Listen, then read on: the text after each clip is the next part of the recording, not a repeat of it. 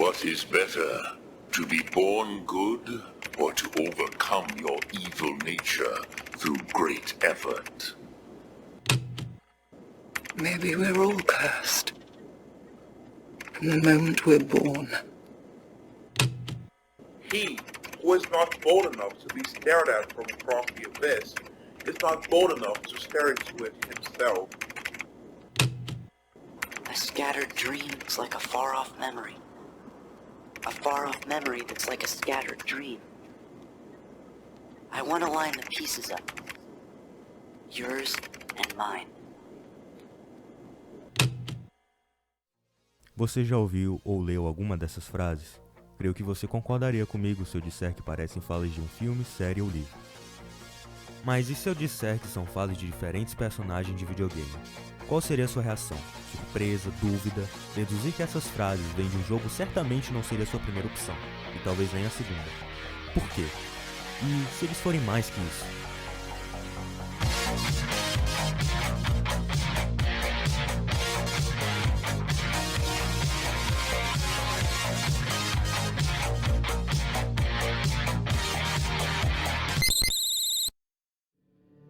Por décadas, tentamos achar meios de representar o sofrimento psíquico.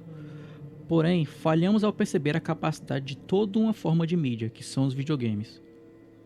Uma forma de mídia que possibilita a interação do usuário com a obra de forma mais ativa e imersiva. Por que então esta forma de arte é vista apenas como um brinquedo? Hellblade talvez seja a referência mais fiel de sintomas psicóticos que temos registrados até hoje em qualquer formato de mídia.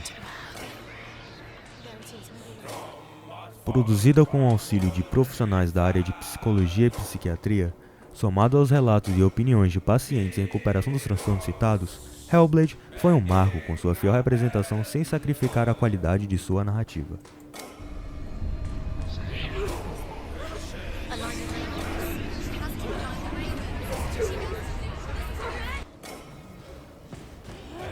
Senua, a nossa protagonista, sofre de sintomas psicóticos. Devemos guiá-la em sua luta contra os perigos da terra abandonada de Helheim e os de sua cabeça.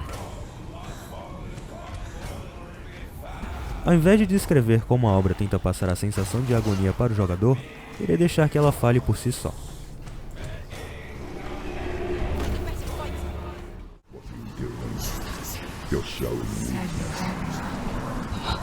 You're not a warrior, you're a disgrace. It's not. The gods will punish you for this. She can't do it. Pick up the sword. Pick it up. Pick it up. Fight Yes. the darkness. Yes. Fight Yes, it. she's scared. She's scared. Get up. Get up. Get up and fight.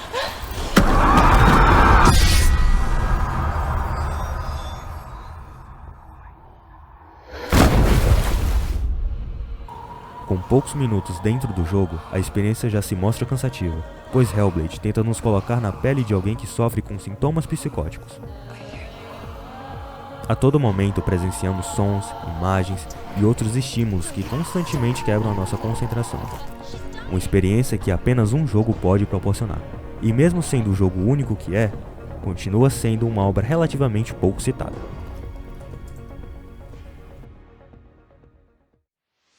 Com seu desenvolvimento bastante diferente de Hellblade, Celeste é uma obra tão mais simples tecnologicamente que o mesmo jogo poderia ter sido desenvolvido com tecnologia disponível há 3 décadas.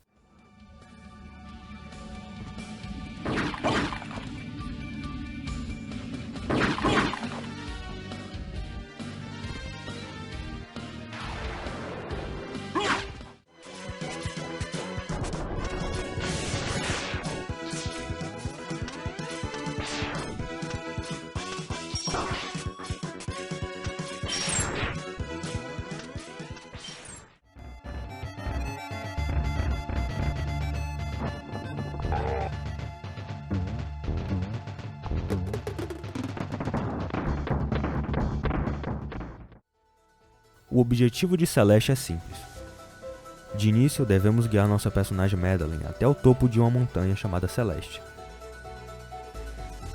onde reza a lenda que aqueles que chegam até o seu pico acabam por conhecer melhor a si próprio. Ninguém só não esperava que seria literalmente isso.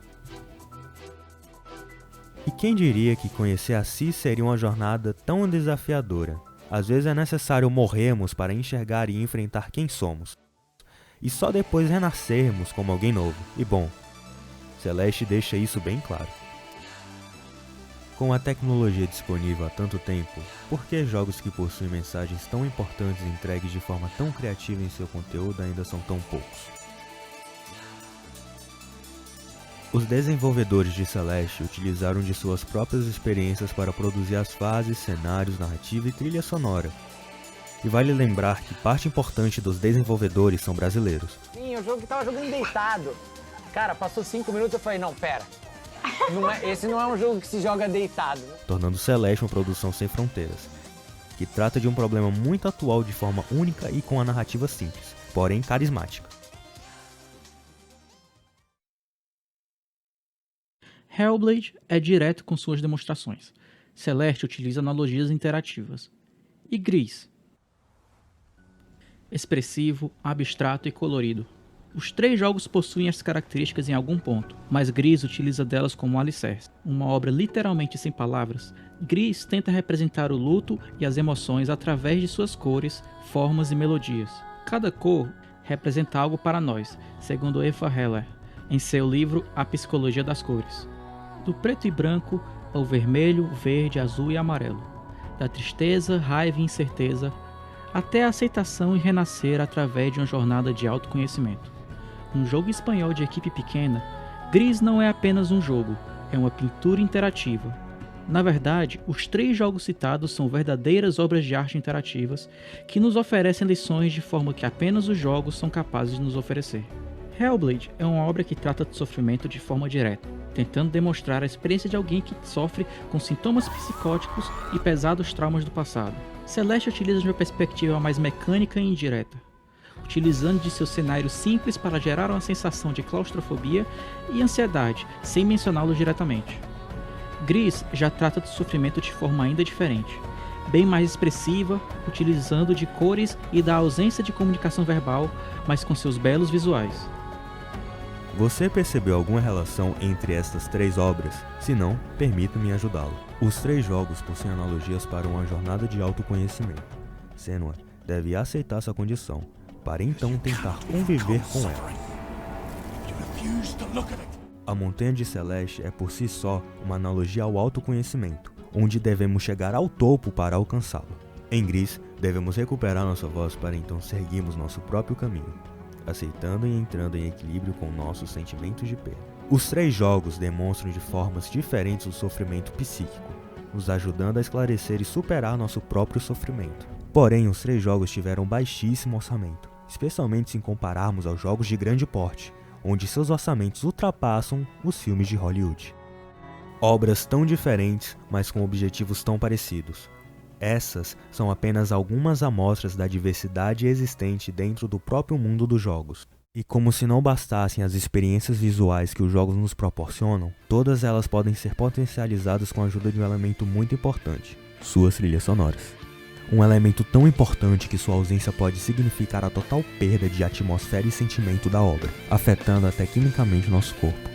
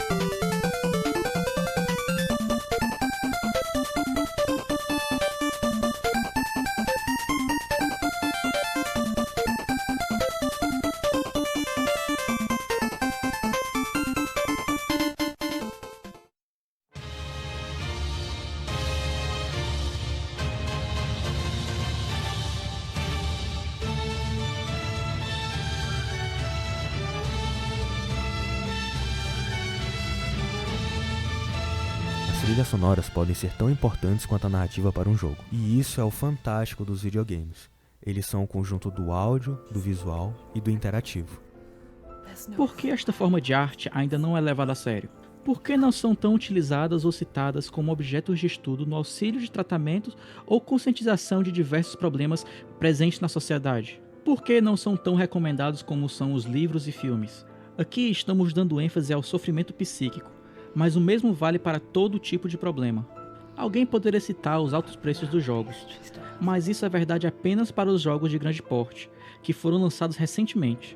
Jogos indie quase sempre têm preços acessíveis. Outro motivo poderia ser a falta de aparelhos para jogar estas obras, mas boa parte delas estão disponíveis para celulares ou não requerem um computador potente. Gris, por exemplo, está disponível para celulares, é leve, fácil e não é caro. Segundo uma pesquisa que fizemos com um pouco mais de 70 pessoas, a grande maioria dos entrevistados já teve ou tem contato com jogos digitais, com algumas particularidades. Dentro de uma lista pré-definida de 65 obras, videogames no caso, os títulos mais citados são aqueles que pertencem a grandes empresas com grande poder aquisitivo, como o The Sims da EA Games e Minecraft da Microsoft. Todas são obras totalmente válidas e aclamadas, porém, onde estão os jogos independentes? E o que é um jogo indie? E por que eles parecem se comunicar de forma mais pessoal conosco? Que bom que perguntou.